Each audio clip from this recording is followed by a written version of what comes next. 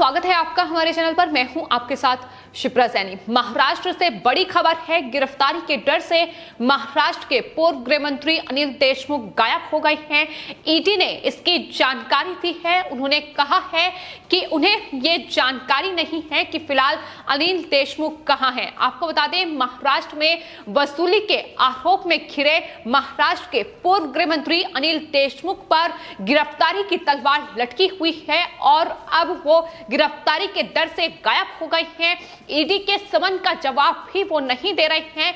तो महाराष्ट्र में एक के बाद एक बड़े खुलासे हो रहे हैं और अनिल देशमुख पर गिरफ्तारी की तलवार लटकी हुई है। लेकिन इस बीच ईडी के सूत्रों की ओर से ये जानकारी दी गई है कि लगातार अनिल देशमुख को समन भेजा जा रहा है, लेकिन किसी भी नोटिस का जवाब वो नहीं दे रहे हैं। पूछताछ के लिए ईडी के सामने पेश नहीं हो रहे हैं। उनकी तरफ से कहा गया है कि ईडी का अनिल देशमुख से संपर्क नहीं हो पा रहा है और हम ये नहीं जानते हैं कि आखिर अनिल देशमुख कहां हैं। उनकी मौजूदा लोकेशन की किसी को कोई जानकारी नहीं है।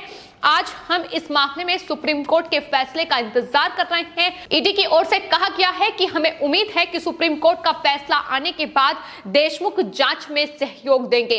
यानी लगातार पूछताछ के लिए ईडी बुला रही है, लेकिन अनिल देशमुख लगातार तमाम नए बहाने जो हैं उन्हें बनाए गए हैं। पहले वो कोरोना महामारी का बहाना लेकर ईडी के दफ्तर में नहीं पहुंचे और उसके बाद अब अपने स्वास्थ्य कारणों का हवाला उनकी तरफ से दिया जा रहा है। चौथी बार ईडी की ओर से समन भेजा गया। अनिल देशमुख और उनके बेटे ऋषिकेश देशमुख को पूछताछ के लिए ईडी ने बुलाया था, लेकिन दोनों ही पूछताछ के लिए ईडी के दफ्तर नहीं पहुंचे। तो ये फिलहाल महाराष्ट्र में स्थिति है, जहां एक तरफ ये महाराष्ट्र में उद्धव ठाकरे सरकार के नेता, एनसीपी के नेता घोटाले कर रहे हैं, भ्रष्टाचार कर रहे हैं, वसूली इनकी तरफ से की जा रही है और जो जांच एजेंसियां कर रही हैं, फिर चाहे वो ईडी हो या सीबीआई हो, उनकी समन का जवाब भी, नोटिस का जवाब भी उनकी तरफ से नहीं दिया जा रहा है। तो महाराष्ट्र में एंटीलिया विस्फोटक केस सामने आया था और उसके बाद ये महाराष्ट्र में खुलासा हुआ कि किस तरीके से महाराष्ट्र के पूर्व मंत्री अनिल देशमुख दरअसल 100 करोड़ की वसूली उनके द्वारा की गई है और इसके लिए उन्होंने पुलिस अधिकारी जो है क्राइम ब्रांच के सचिन वाजे, उसका इस्तेमाल किया है और सचिन वाजे के द्वारा ये वसूली जो है वो बार और रेस्टोरेंट से की गई है अनिल देशमुख के कहने पर। आपको बता दें, उसके बाद सीबीआई ने इस पूरे मामले में शिकंजा कसा। अनिल देशमुख की जांच की गई, उनके घरों पर छापेमारी की गई और तमाम दस्तावेज वहां से जुटाए गए, तमाम सबूत इकट्ठा की गए, जिसके बाद सीबीआई ने अनिल देशमुख पर एफआईआर दर्ज की और अनिल देशमुख को महाराष्ट्र के गृह मंत्री पद से भी इस्तीफा देना पड़ा। लेकिन अब मनी लॉन्ड्रिंग के तहत ईडी इस पूरे मामले की जांच कर रही है। वसूली के बड़े आरोप अनिल देशमुख पर लगे हैं, जिसके बाद मुश्किलें लगातार उनकी बढ़ रही हैं। ना सिर्फ अनिल देशमुख बल्कि वसूली के और भ्रष्टाचार के ये तार अनिल देशमुख के जो परिवार के लोग हैं, फिर चाहे उनके बेटे हो या पत्नी हो, वहां तक पहुंच रहे हैं और यही वजह है कि ईडी उनके बेटे ऋषिकेश देशमुख से भी इस पूरे मामले में पूछताछ करना चाहती है। आपको बता दें, ईडी ने जो फिलहाल जानकारी दी है, उन्होंने बताया है कि 2 अगस्त को उन्हें पूछताछ के लिए ईडी के सामने पेश होना था, लेकिन दोनों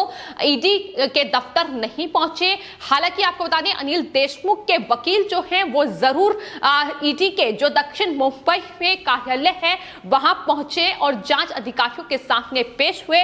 उनकी तरफ से ये दलील दी गई, वकील इंद्रपाल सिंह की ओर से ये दलील दी गई कि दरअसल 75 साल के अनिल देशमुख पेश नहीं हो सकते स्वास्थ्य कारणों की वजह से और ये लगातार हवाला दिया जा रहा है, लगातार बहानेबाजी की जा रही है। आपको बता दें, क्योंकि पहले ही इस पूरे मामले में देशमुख के जो पीए हैं संजीव पलांटे और जो उनके पीएस हैं कुंदन सिंधे, उनको अरेस्ट किया गया था।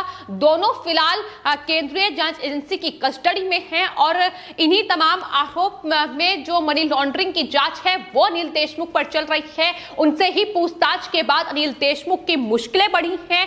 लगातार अनिल देशमुख अब सवालों के घेरे में हैं और गिरफ्तारी की तलवार उन पर लटकी हुई है। यही वजह है कि वो अब गायब है और ईडी को भी उनकी जानकारी नहीं है, उनकी लोकेशन भी कहां है ये भी ईडी फिलहाल पता नहीं लगा पा रही है।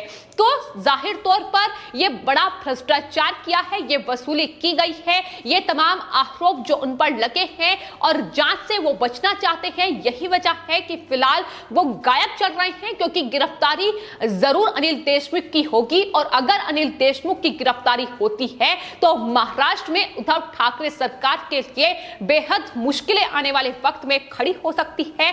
न सिर्फ उद्धव ठाकरे के लिए बल्कि शरद पवार के लिए भी, क्योंकि एनसीपी के नेता हैं अनिल देशमुख और ऐसे में अगर अनिल देशमुख की गिरफ्तारी इस वसूली के केस में होती है तो जाहिर तौर पर आने वाले वक्त में महाराष्ट्र में बड़े खुलासे भ्रष्टाचार और वसूली के इन मामलों में हो सकते हैं। फिलहाल ईडी जिस तरीके से अनिल देशमुख के तमाम जो आवास हैं मुंबई से लेकर नागपुर तक वहां छापेमारी कर चुकी है, इसके अलावा जो उनके सहयोगी हैं और जिनके नाम परमवीर सिंह के लेटर में सामने आए थे उनके भी तमाम आवासों को खंगाल चुकी है। तो दस्तावेज तमाम जुटाने की कोशिश की जा चुकी है। तमाम दस्तावेज जो हैं वो सबूत के आधार पर ईडी के पास हैं और लगातार इस पूरे मामले में छानबीन जारी है। और ईडी जिस तरीके से तमाम सबूतों को जुटा चुकी है, वहीं ईडी एफआईआर भी अनिल देशमुख पर दर्ज कर चुकी है। सीबीआई ने अनिल देशमुख पर एफआईआर दर्ज कर दी है और अब गिरफ्तारी का इंतजार है और उसी गिरफ्तारी के डर से अनिल देशमुख अब गायब हैं। हालांकि आने वाले वक्त में उन्हें ईडी के नोटिस का जवाब देना होगा, वरना मुश्किलें और ज्यादा भी बढ़ सकती हैं। लेकिन फिलहाल इन वसूली के आरोपों में पूरी महाराष्ट्र सरकार घिरी हुई है। उद्धव ठाकरे से लेकर शरद पवार और शरद पवार से लेकर अजीत पवार तक तमाम इन बड़े नेताओं पर भ्रष्टाचार के आरोप लगे हैं। जहां शरद पवार पर खुद ये बड़ा खुलासा हुआ था कि अनिल देशमुख जो वसूली दरअसल ट्रांसफर पोस्टिंग के नाम पर कर रहे हैं उसका पैसा शरद पवार तक पहुंच रहा है। इसके अलावा महाराष्ट्र के उप मुख्यमंत्री अजीत पवार को लेकर भी सचिन वाजी ने बड़ा खुलासा किया था कि गुटखा व्यापारियों से किस तरीके से वसूली की जा रही है। अनिल परब जो कि ट्रांसपोर्ट मिनिस्टर हैं, शिवसेना के नेता हैं, वो ट्रांसपोर्ट विभाग में पोस्टिंग के नाम पर अधिकारियों की वो वसूली कर रहे हैं। तो ये लगातार बड़े वसूली के मामले हैं जो महाराष्ट्र में सामने आए हैं और जिनमें ईडी की जांच लगातार चल रही है। तो महाराष्ट्र में बीजेपी ये साफ तौर पर कह रही है कि महाराष्ट्र में महाविकास आघाड़ी सरकार नहीं बल्कि महावसूली आघाड़ी सरकार चल रही है और इसका पर्दाफाश होना जरूरी है कि आखिर इस वसूली का आका कौन है। अगर महाराष्ट्र के गृह मंत्री ये वसूली करा रहे हैं तो वसूली किसके कहने पर हो रही है और कहां तक ये पैसा जा रहा है, यही तमाम सवाल हैं जिसके चलते अनिल देशमुख से पूछताछ के लिए ईडी उन्हें बार बार नोटिस भेज रही है। ये चौथा नोटिस था जिसका जवाब एक बार फिर से अनिल देशमुख की ओर से नहीं दिया गया, लेकिन इतना तय है कि अनिल देशमुख ईडी के इन नोटिस का जवाब देकर अपनी ही मुश्किलें लगातार बढ़ा रहे हैं और आने वाले वक्त में ईडी उन पर जल्द ही शिकंजा कस सकती है, क्योंकि ईडी इस पूरे मामले में मनी लॉन्ड्रिंग के तहत जांच कर रही है। और आपको बता दें पिछले 15 दिनों में अनिल देशमुख और उनके परिवार की 4 करोड़ से ज्यादा की संपत्ति को जब्त भी किया गया है, जिसमें नागपुर का एक फ्लैट और पनवेल की एक जमीन भी शामिल है और एक निजी सहायक जो फिलहाल केंद्रीय एजेंसी की कस्टडी में है उनसे भी लगातार पूछताछ चल रही है। और यही वजह है कि लगातार ईडी और सीबीआई दोनों ही जांच एजेंसियां इस पूरे मामले को खंगाल रही हैं, लेकिन तो बचने के लिए तमाम रास्ते अनिल देशमुख भी अपना रहे हैं। सुप्रीम कोर्ट का दरवाजा उनकी तरफ से खटखटाया गया है। ईडी पर तमाम वो आरोप लगा रहे हैं कि दरअसल ईडी इस पूरे मामले की जांच निष्पक्ष तरीके से नहीं कर रही है। तो ये अनिल देशमुख का डर है है जो लगातार सामने आ रहा है। यहां तक कि शरद पवार से लेकर उद्धव ठाकरे और संजय राउत भी अनिल देशमुख को बचाने के तमाम कोशिशें कर चुके हैं, लेकिन जो सबूत ईडी और सीबीआई को हाथ लगे हैं वो साफ तौर पर गवाही दे रहे हैं कि किस तरीके से बार और रेस्टोरेंट के जो मालिक हैं महाराष्ट्र में, मुंबई में, उनसे ये बड़े पैमाने पर वसूली की गई है। अभी तक 4 करोड़ से ज्यादा की संपत्ति को जब्त किया गया है और आने वाले वक्त में भी लगातार जो जांच है वो चल रही है। अनिल देशमुख जो गिरफ्तारी के डर से गायब है, अगर उनसे पूछताछ ईडी करती है तो बड़े खुलासे इस पूरे मामले में हो सकते हैं, क्योंकि एंटीलिया विस्फोटक केस जो महाराष्ट्र में सामने आया था उसमें सचिन वाजे जो कि क्राइम यूनिट के अधिकारी थे महाराष्ट्र में और शिवसेना के नेता भी एक वक्त पर रहे हैं, उनकी गिरफ्तारी के बाद ही ये बड़े खुलासे सामने आए थे और मुंबई के पूर्व पुलिस कमिश्नर परमवीर सिंह ने ही ये तमाम बड़े आरोप जो हैं एक लेटर उद्धव ठाकरे को लिखा था जिसमें अनिल देशमुख पर लगाए थे और उसके बाद ही ये छानबीन लगातार अनिल देशमुख के खिलाफ जारी है। अनिल देशमुख को गृह मंत्री के पद से भी हाथ धोना पड़ा है और अब उनकी अगर गिरफ्तारी होती है तो महाराष्ट्र में उद्धव ठाकरे की कुर्सी पर संकट के बादल मंडरा रहे हैं, क्योंकि जाहिर तौर पर